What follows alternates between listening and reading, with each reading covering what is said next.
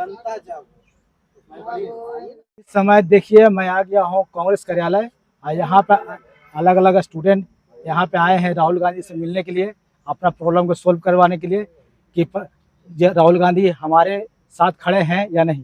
ये लोग स्टूडेंट हैं, अब मामला क्या है जानने की कोशिश करते हैं। तो बताइए क्या मामला है। मामला ये है कि जब नई शिक्षा नीति बनी थी तो नई शिक्षा नीति के बनने के बाद उसमें यह तय किया गया था 31 मार्च 2019 के बाद जो ट्रेंड नहीं होंगे वो किसी भी विद्यालय में पढ़ा नहीं सकते। उसके लिए भारत सरकार के पास पर्याप्त कॉलेज नहीं थे, तो उन्होंने ओपन यूनिवर्सिटी या ओपन स्कूलिंग से यानी कि NIS से, जो भारत सरकार की संस्था है, इससे हम लोगों को DLED कराया गया और DLED कराने के बाद सभी इसमें जो है उसके बाद ट्रेंड हो गए और हम लोग कहीं ना कहीं सभी स्कूल में पढ़ा रहे हैं। और इसके बाद 7 साल के बाद सिर्फ एक शिक्षा विभाग और NCT की गलती के कारण आज हम 14 लाख लोग सड़कों पे हैं और इसका खामियाजा भुगत रहे हैं। यह जो है शिक्षा विभाग का सबसे बड़ा ठगी का स्कीम चल रहा है। हम लोगों को ठगा गया मोदी जी का फोटो दिखा करके, जबकि 2 साल का हमारा ये कोर्स था। तो 2 साल के कोर्स कराने के बावजूद यहाँ पे आज हमें ये बोल रहा है नहीं, ये कोर्स 18 महीने का ही है और इस कारण से इसे इनवैलिड करार दिया गया। तो इसीलिए हम लोग अपनी मांग को रखने के लिए हम लोग धर्मेंद्र प्रधान जी के यहाँ शिक्षा मंत्री जो है उनके आवास पे गए। 10 दिन से उनके आवास पे रहे हम लोग बाहर में सड़कों पर। उसके बाद आज हम लोग कल जो है हम लोगों को उनके सेक्रेटरी से मिलाया गया और सेक्रेटरी से मिलाने के बाद उनका आश्वासन था जो ये प्रोसेस में है और प्रोसेस इतना दिन प्रोसेस में ही आज 7 महीने बीत चुके हैं और बोल रहे हैं प्रोसेस में ही है। उसकी अपनी बात को रखने के लिए हम लोग आए हुए थे। जब केंद्र सरकार के द्वारा हमें कोई समस्या वहाँ पे समाधान नहीं की गई तो आज हम लोग राहुल गांधी जी से मिलने आए हैं जो हमारी आवाज को आप संसद में उठाएं। तो कौन शिक्षा से मांग किए थे आप? हाँ? मिलने की कोशिश किए? शिक्षा मंत्री धर्मेंद्र प्रधान जी से। धर्मेंद्र प्रधान जी कहाँ के हैं? धर्मेंद्र प्रधान जी भारत सरकार के शिक्षा मंत्री हैं और उनसे हम लोग मिलने गए थे। अच्छा, ये MHRD का ही मामला है ना, उनकी ही गलती की वजह से, NCT की गलती की वजह से हम लोग का ये इतना बड़ा कोर्स इनवैलिड हो रहा है। 14 लाख बच्चे इससे प्रभावित हो रहे हैं। मैं यूपी से हूँ। यूपी से? जी, शाहजहाँपुर डिस्ट्रिक्ट से। और आप कहाँ से? मैं बिहार से हूँ। हमारे सभी अदर स्टेट से लोग आए हुए हैं यहाँ पे। हमारे बहुत साथी हैं जो कुछ बीमार भी पड़ गए हैं, हॉस्पिटल में एडमिट हैं और हम लोग अगर हमारी बात सरकार नहीं मानती है तो हम लोग कुछ दिनों के बाद एक महा आंदोलन करेंगे पूरी दिल्ली में और इसके लिए ये सरकार इसकी जिम्मेदारी लेगी। यहाँ तो आंदोलन करने का इजाजत नहीं दिया जा रहा है काफी दिन से।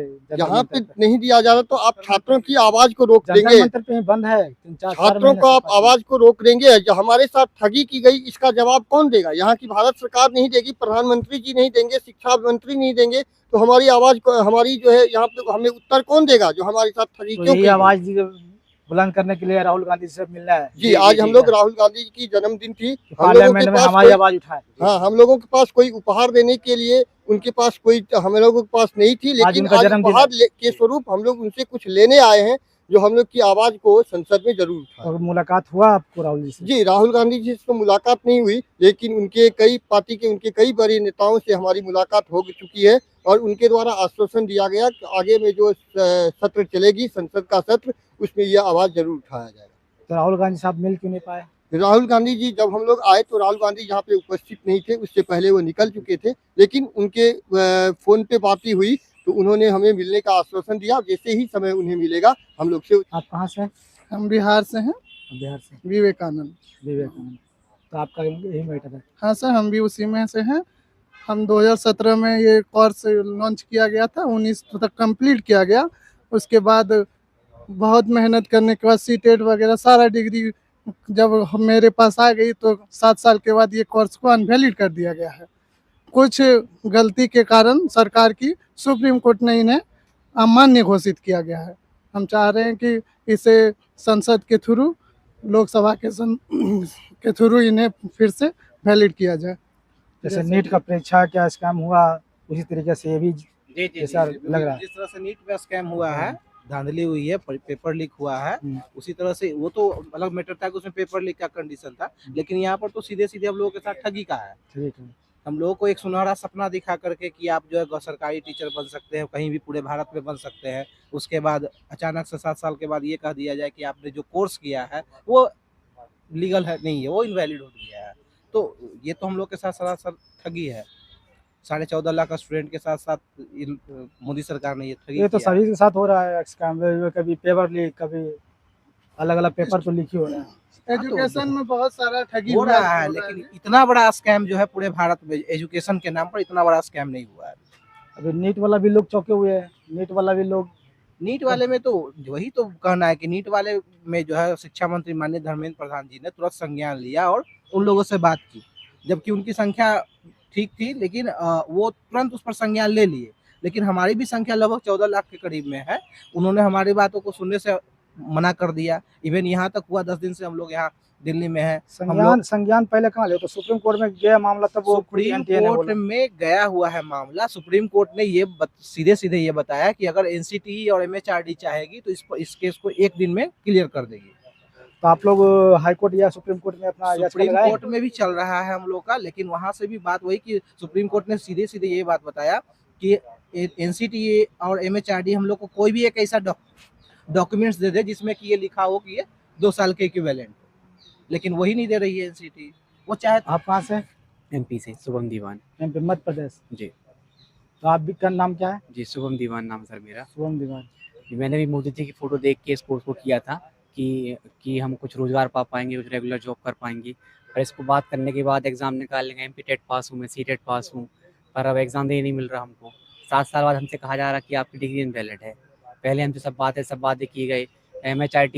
MIT जो शिक्षा मंत्री थे प्रकाश जावड़ेकर, उनने वीडियो में कहा अपने खुदा की कि इस डिग्री के तहत आप पूरे देश में जहाँ चाहे जॉब कर सकते हैं टीचिंग की।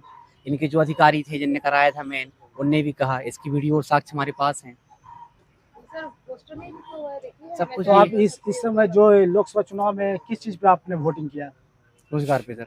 रोजगार पे। जी। हम लोग तो यहाँ सभी पे सर पिछली बार 400 पार थी, इस बार 300 पार भी नहीं हो पाया। युवाओं में कहीं ना कहीं रोष है, जनता में रोष है, किसानों में रोष है। रोष उतनी रोष नहीं है जितनी की जी होना जी चाहिए। तो है। अभी तो फिर भी सरकार बन गई है कि नहीं? लड़खड़ाती सरकार है सर, गिरेगी। हम लोग की एक ही मांग है कि इसको फिर से जो है सरकार के द्वारा इसे मान्यता दी जाए। क्या कह रहे हैं? अभी मोदी जी की गारंटी की कोई गारंटी नहीं है, उस तरह से हो सकता है कि सरकार की भी कोई गारंटी ना हो, आने वाले कुछ समय में कुछ भी हो सकता है। सरकार गिर सकती है। बिल्कुल। हम ये सब अगर ये स्थिति रही तो हो सकता है कि आने वाले समय में सरकार गिर जाए, और क्योंकि हम लोग जो है अपने अपने जनप्रतिनिधि जो भी हैं, अपने घर के पास के जो भी है, उन लोग के पास भी ये बात लेकर के जा रहे हैं। हो सकता है कि मैं खुद बिहार से हूँ, मुख्यमंत्री के गृह क्षेत्र बख्तियारपुर से मेरा वो है, हो सकता है कि मैं उनके पास भी जाऊँ। नीतीश कुमार जी 5 बार पलटी मारते, इस बार पलटी नहीं हो मारनी। सकता है, इसलिए तो मैं बता रहा हूँ कि मैं खुद उनके गृह क्षेत्र का हूँ। उनका घर बख्तियारपुर, उनका घर ऐसे तो नालंदा डिस्ट्रिक्ट में है, लेकिन उनका सारा पढ़ाई लिखाई सब बख्तियारपुर में हुआ। मेरा घर भी वहीं पे। हो सकता है कि मैं उनके पास भी जाऊँ, हो सकता है मेरी बातों को सुन करके सरकार को गिराने का काम कर दे, ऐसा भी तो हो सकता है ना। तो ये बैसाखी की सरकार है, इसकी कोई गारंटी नहीं है। अगर चाहते हैं मोदी जी की नहीं मेरी सरकार ठीक ठाक चले, तो संज्ञान लेना होगा हम लोगों की बातों को। आने वाले समय में कुछ और भी हो सकता है। अभी हमारी संख्या इतनी है, आने वाले समय में कितना लोग यहाँ पर आएंगे इसकी कोई गारंटी नहीं है। तो देख सकते हैं इस वक्त NIOS का स्टूडेंट यहाँ पे कांग्रेस कार्यालय में यहाँ पे आए थे अपना प्रॉब्लम सुनाने के लिए।